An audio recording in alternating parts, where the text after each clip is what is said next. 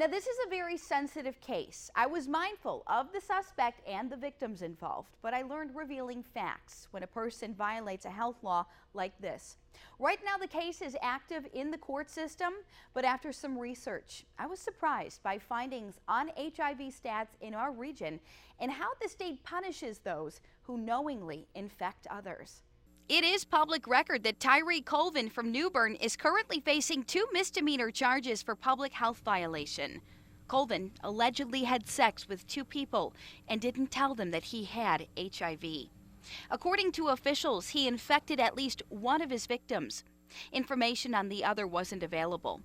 When Colvin was diagnosed, state law required that he sign a disease control measure form. And this is the sheet I'm talking about.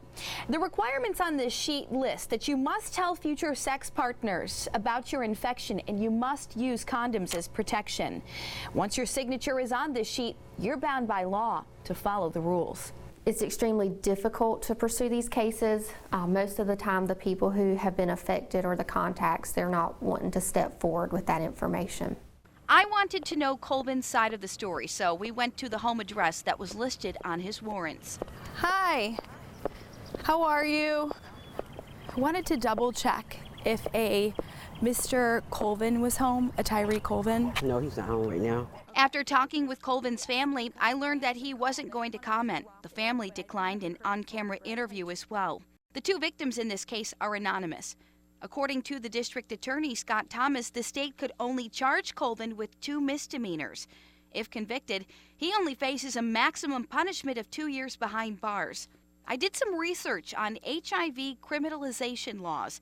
I was shocked to find North Carolina was more liberal with punishment compared to the majority of other states. I found HIV laws for every state on a website called lambdalegal.org.